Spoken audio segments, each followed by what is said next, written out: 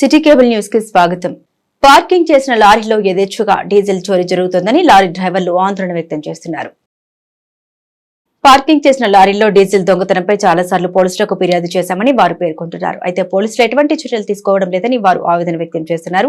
గత కొన్ని నెలలుగా మాచవరం మెట్టు సెంటర్లో పార్కింగ్ చేస్తున్న లారీలో నుండి సుమారు 5 లక్షల విలువ చేసే డీజిల్ చోరీ జరిగిందని వారు వివరించారు. కొంతమంది గుర్తు తెలియని వ్యక్తులు రాత్రులు గంజాయి మత్తులో వచ్చి లారీలో నుండి డీజిల్ దొంగిలిస్తూ ఉన్నారని వారు తెలిపారు. మచిలీపట్నం దాదాపు 500 లారీలు ఉన్నాయని, దశాబ్దాల కాలంగా రవాణా రంగంపై 500 కుటుంబాలు ఆధారపడి జీవనం సాగిస్తూ ఉన్నాయని, అయితే ఇప్పుడు డీజిల్ దొంగతనం జరగలేదని లారీ డ్రైవర్లు తెలిపారు. తాజాగా డీజిల్ దొంగతనం చేస్తున్న యువకుని లారీ డ్రైవర్లు పట్టుకుని పోలీసులకు అప్పగించారు. తనతో పాటు మరో ఇద్దరు డీజిల్ దొంగతనం చేస్తున్నారని పట్టుబడ్డ యువకుడు చెబుతున్నాడు. అయితే ఈ కేసుకు సంబంధించి వివరాలు మీడియాకు చెప్పడానికి చిలకలపూడి పోలీసులు విముఖత చూపుతున్నారు.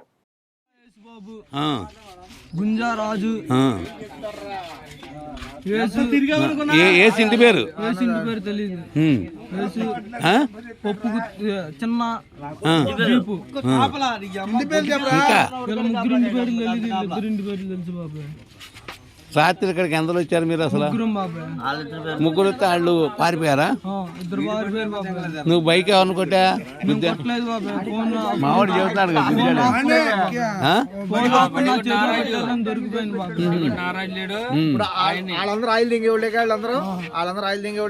క్యాన్లు ఉన్నాయా? ఆయిల్ ఎక్కడ అమ్ముతారు అసలు వీళ్ళు ఎత్తుకెళ్ళి?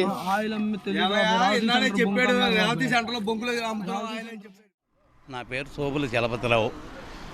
దుర్గా లారీ సప్లై ఆఫీస్ నాది, మార్కెట్ యార్డ్ రోడ్డు. ఈ అన్ని చోట్ల డీజిల్ ఆయిల్ తీసేస్తున్నారు 5 నెలల నుంచి. కనీసం ఒక 5 లక్షల రూపాయల ఆయిల్ పోయింది. మా వ్యాపారమే అంతంత మాత్రంగా ఉంది. రెండోది, మాకు ఎక్కడా స్థలం లేదు బళ్ళు పెట్టుకోవడానికి. ఒకవేళ ఎక్కడన్నా పెట్టుకుంటే ఎవరన్నా కాపలాన్ని పెట్టుకుంటాం. అట్లా కాకుండా ఎక్కడ పెడితే అక్కడ పెడుతుంటే తారుబాలు తీసేస్తున్నారు, డీజిల్ ఆయిల్ దొబ్బేస్తున్నారు. బ్యాటరీ మొన్న ఈ మధ్య రీసెంట్గా బ్యాటరీలు పట్టుకుపోయారు ఒక కొట్లో, సెల్ఫ్ మోటార్లో బ్యాటరీలు. ఈ దొంగలను అరికెట్టేవారు ఎవరో కనిపించరా. 2 గంజాయి మత్తులో ఎక్కువ తిరుగుతున్నారు. మొన్న రాత్రి 11 గంటల టైంలో ఒక ఆయన బడ్డీ కొట్టు ఆయన బెదిరించి సెల్ ఫోన్ లాక్కున్నారు. పీక మీద కత్తి పెట్టారు. పెడితే మా వాళ్ళు కాపలా కాస్తున్నారు ఈ ఆయిల్ కోసం. 15 రోజులు మట్టి దన్మంట వాళ్ళు వచ్చారు కాబట్టి దొరికారు. లేకపోతే అతను ఏదో చేసి తీసుకెళ్ళిపోయేవారు. ఆ సెల్ కింద సార్ ట్యాంక్ కింద నట్టు ఉంటుంది. అంటే మాకు ఎట్లాగంటే ఎప్పుడైనా వాటర్ వచ్చి ఏదన్నా వస్తే డౌన్ చేసుకుంటే కింద పోతాయి. ఆ నట్లు తీసేస్తున్నారు.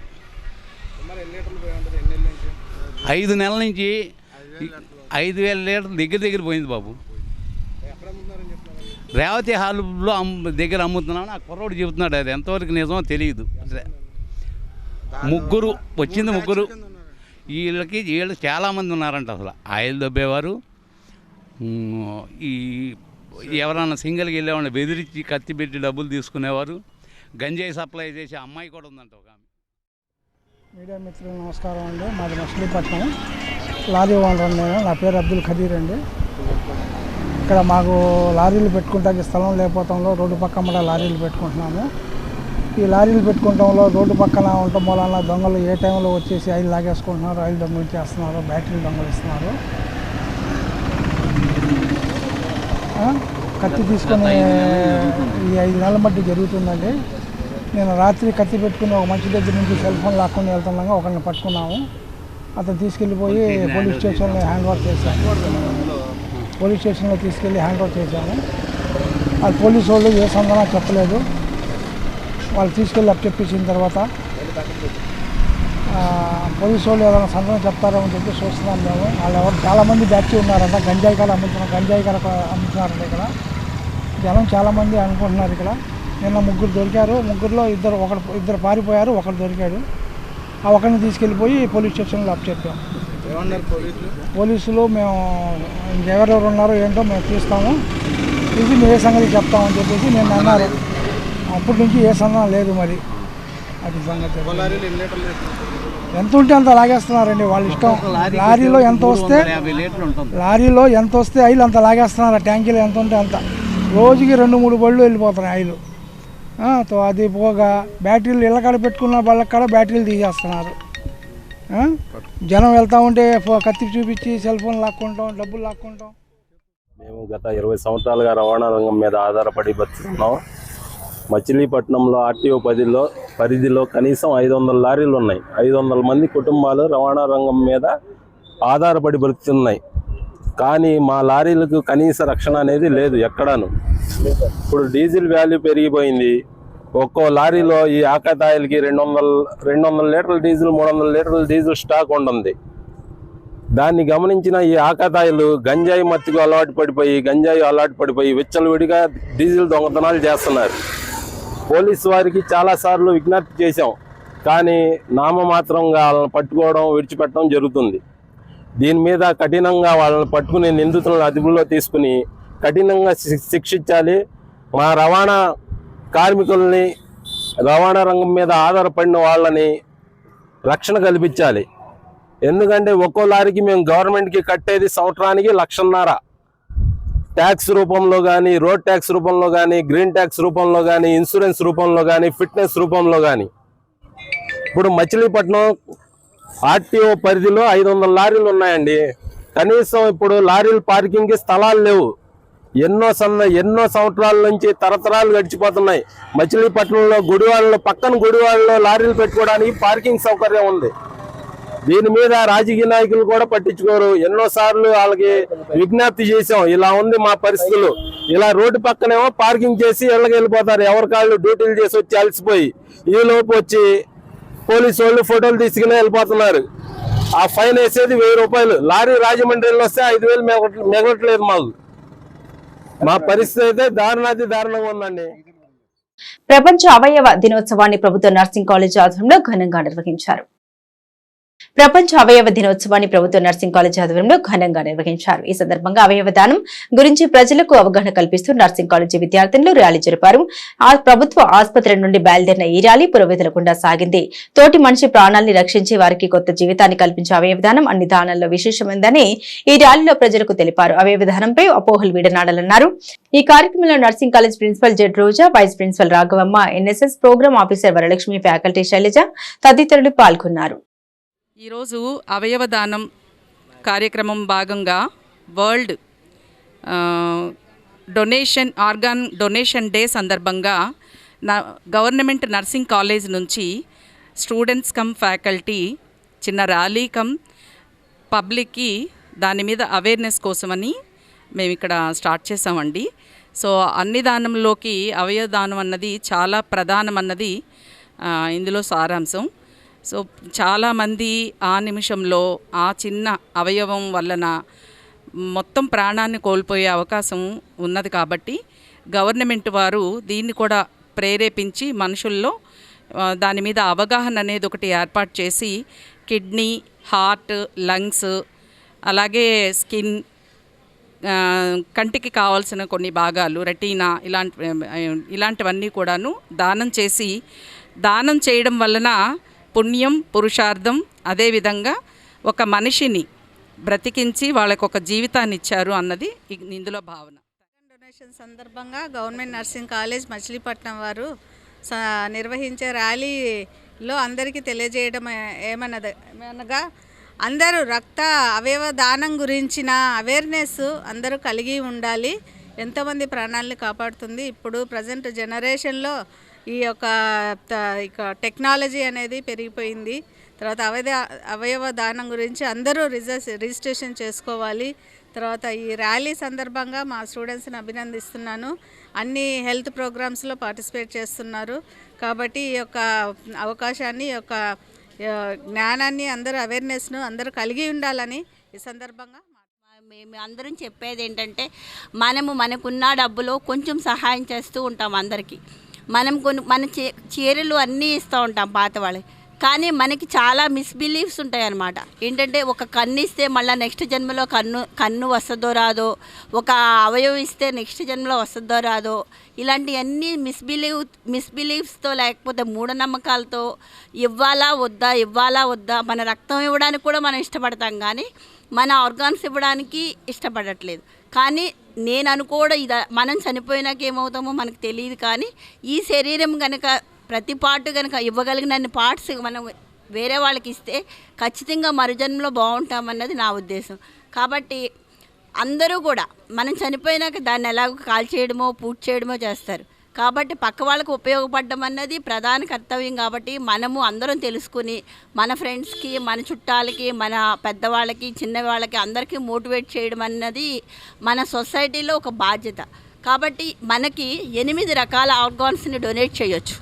మనకి ఇన్ టైంలో ఉంటే కనుక ఇన్ టైంలో ఇవ్వగలిగితే కన్నులో ఉన్న రెటీనా ప్లస్ కిడ్నీస్, ఊపిరితిత్తులు, హార్ట్, లంగ్స్, లివరు, స్ప్లీను, మొత్తం 8 ప్యాంక్రియాస్, మొత్తం 8 పార్ట్స్ని మనం ట్రాన్స్ఫర్ చేయగలం వేరే వాళ్ళకి. పైగా మన జీన్లో కానీ మనకి తెలిసిన వాళ్ళలో కానీ మన ఏజ్ వాళ్ళకి ఇస్తే కనుక చిన్న చిన్న పిల్లలకు కూడా హార్ట్లో హోల్స్ ఉండి సాగునీరు సమర్థవంతంగా అందిస్తామని అవనగడ్డ ఎమ్మెల్యే మండలి బుద్ధప్రసాద్ స్పష్టం చేశారు. సాగునీరు సమర్థవంతంగా అందిస్తామని అవనగడ్డ ఎమ్మెల్యే మండలి బుద్ధప్రసాద్ స్పష్టం చేశారు. కోడూరు మండలం ద్వారకా గ్రామం వద్ద 14వ నెంబర్ ఈస్ట్ మెయిన్ కెనాల్ వంతెన వద్ద పరిస్థితిని ఎమ్మెల్యే బుద్ధప్రసాద్ పరిశీలించారు. ఇక్కడ నెలకొన్న సమస్యలు రైతులు వివరించారు. సమస్య పరిష్కారానికి అక్కడికక్కడ ఇరిగేషన్ అధికారులతో ఎమ్మెల్యే చర్చించి వారికి తగు సూచన అందజేశారు.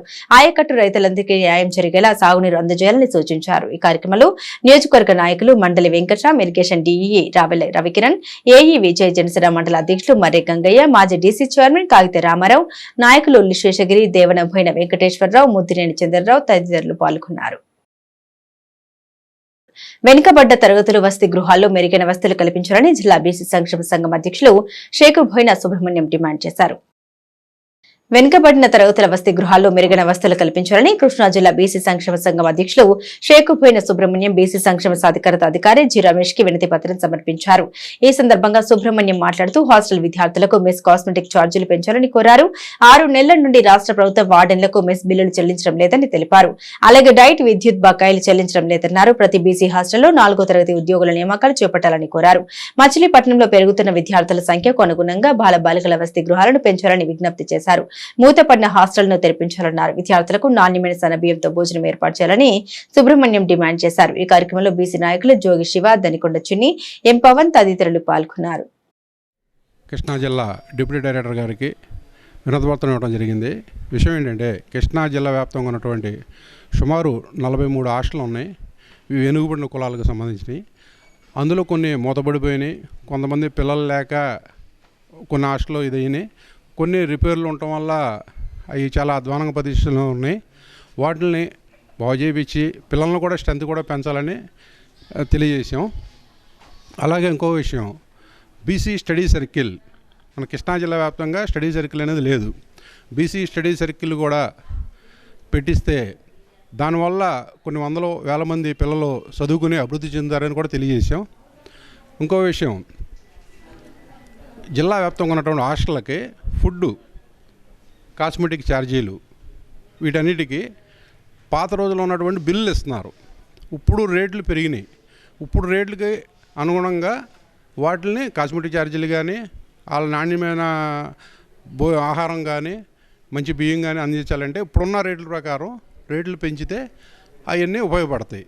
అలాగే ఇంకో విషయం, ప్రభుత్వం హాస్టల్లో ఉన్న పిల్లలకి ప్రభుత్వం భోజనాలు పెట్టించాలి. అలా కాకుండా హాస్టల్ వార్డెన్లతోనే భోజనాలు పెట్టిస్తుంది జరుగుతుంది. వాళ్ళకి 6 నెలల మట్టి బిల్లులు కూడా రావట్లేదు వార్డెన్లకి.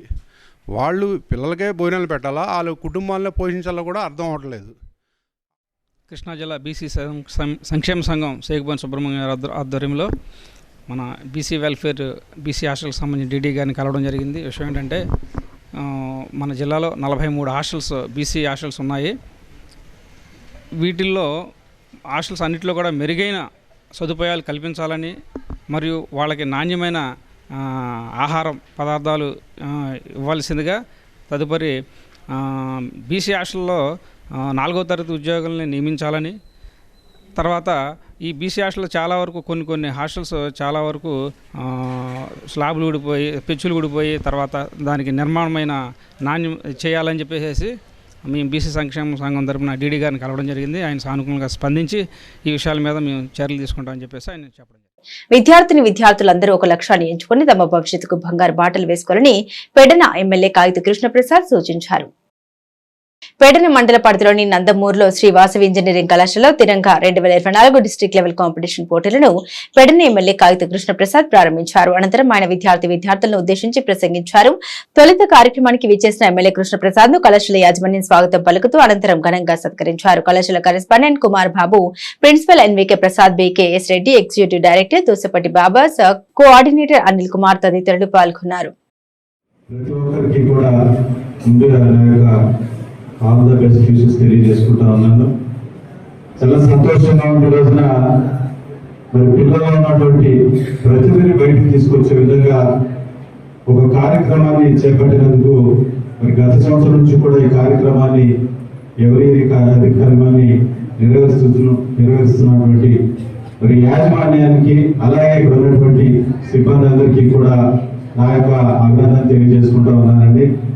ఎందుకంటే జనరల్ గా ఎప్పుడు కూడా చదువు అనేది జనరల్ గా ఉంటుంది కాలేజీలో కానివ్వండి, స్కూల్స్ లో కానివ్వండి. అలా కాకుండా ఎక్స్ట్రా కరిక్యులర్ యాక్టివిటీస్ ఏవైతే ఉంటాయో వాటి మీద కూడా ఫోకస్ పెట్టి వాళ్ళలో ఉన్నటువంటి ప్రతిభని బయటికి తీసుకురావడానికి, వారు కూడా వారి యొక్క ప్రతిభని కనబరుచుకోవడానికి ఇది ఒక మంచి వేదిక అని చెప్పేసి మీ అందరూ కూడా తెలియజేస్తా ఉన్నాను.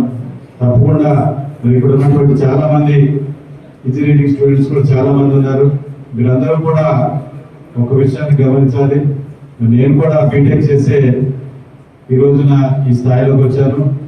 ప్రతి ఒక్కరికి కూడా ప్రారంభోత్సవానికి చేసినటువంటి సామాజిక స్పృహ కలిగిన మా యువ నాయకులు పెడన ఎమ్మెల్యే శ్రీ కాగిత కృష్ణప్రసాద్ గారికి ముందుగా నమస్కారాలు తెలియజేస్తున్నాను. అలాగే ఇలాంటి కార్యక్రమాలు జరగడానికి ఎప్పుడూ ముందుండేటువంటి ప్రోత్సహించే మా మేనేజ్మెంట్ వారికి కూడా నమస్కారాలు తెలియజేస్తున్నాను. ఆ కార్యక్రమాన్ని ఆచరణలో పెడుతున్నటువంటి ఎస్పీఐకి స్టాఫ్ అందరికీ కూడా అభినందనలు తెలియజేస్తున్నాను.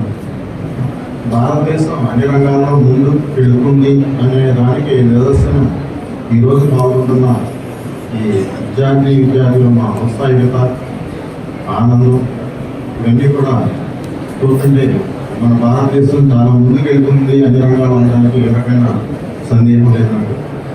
సో మీకు ఫ్యూచర్లో మీరు చేసే ప్రతి అడుగు మీకు విజయాన్ని అందించాలని మనస్ఫూర్తిగా they hope that with his wide knowledge and with his father's background, we will certainly take our consciency to higher levels. And ఈ అకేషన్ నేను ఒకసారి కాగిత వెంకట్రావు గారిని కూడా గుర్తు చేసుకోవాలని తెలుస్తున్నాను. ఎందుకంటే మనకి కాలేజ్ పెట్టినప్పుడు మన ఎమ్మెల్యే గారి ఫాదర్ చాలా మనకి హెల్ప్ చేశారు. వాళ్ళ యొక్క మంచితనంతో మనం ఇక్కడ ఈ కాలేజీని మనం ప్రారంభించడం జరిగింది. వాళ్ళు చాలా మనకి రెస్పాండ్ అయ్యారు. అప్పుడు కాలేజీ పెడతామంటే దాని తర్వాత 3-4 వెకేషన్లో ఆయన ఇక్కడికి కూడా వస్తుంది జరిగింది. ఆయన చాలా మృదు స్వభావాలు. అలాగే మన కృష్ణప్రసాద్ గారు కూడా ఆయన ఎమ్మెల్యేగా ఉన్న ఈ టైంలో మన కాలేజీలో ప్రతి యాక్టివిటీకి ఆయన వచ్చి పాల్గొనాలని, ఆయన యాజ్ ఎ చీఫ్ గెస్ట్ కానీ, యాజ్ ఎ గెస్ట్గా కానీ, యాజ్ ఎ విజిటర్గా కానీ మన కాలేజీలో జరిగే ప్రోగ్రామ్ అన్నింటికీ వచ్చి ఆయన తెలియని నంబర్ నుండి వచ్చిన వీడియో కాల్స్ పై స్పందించవద్దని కృష్ణా జిల్లా పోలీస్ శాఖ ప్రజలకు హెచ్చరించింది. తెలియని నెంబర్ నుండి వచ్చిన వీడియో కాల్స్ పై స్పందించవద్దని కృష్ణా జిల్లా పోలీస్ శాఖ ప్రజలకు హెచ్చరించింది. ఫ్రీగా ఉన్నారా, సింగిల్ గా ఉన్నారా, బోర్ ఫీల్ అవుతున్నారా? ఐఎమ్ సింగిల్, నేను బోర్ ఫీల్ అవుతున్నాను, నాకు న్యూ ఫ్రెండ్స్ కావాలి, నాతో ఫ్రెండ్షిప్ చేయాలంటే call me at any time అంటూ వచ్చే హానీ చాప్ మెసేజ్ లో నిజమని నమ్మి స్పందిస్తే మీ సంగతి ఇంతే సంగతులని కృష్ణా జిల్లా పోలీసులు ప్రజల్ని అప్రమత్తం చేస్తున్నారు. న్యూడ్ వీడియో కాల్స్ చేసి వాటిని మీకు తెలియకుండానే రికార్డ్ చేసి వాటిని సోషల్ మీడియాలో వైరల్ చేస్తామని మిమ్మల్ని బెదిరించి మిమ్మల్ని నిలువు దోపిడీ చేశారు. కాబట్టి తెలియని నెంబర్ నుండి వచ్చిన వీడియో కాల్స్ పై స్పందించవద్దని కృష్ణా జిల్లా పోలీస్ శాఖ సూచించితే ఇప్పటికే ఎవరైనా సైబర్ నేరానికి గురైనట్లయితే వెంటనే cyber crime help line number 1930కు కాల్ చేసి ఫిర్యాదు చేయాలని విజ్ఞప్తి చేసింది. సిటీ కేబుల్ న్యూస్ సమాప్తం.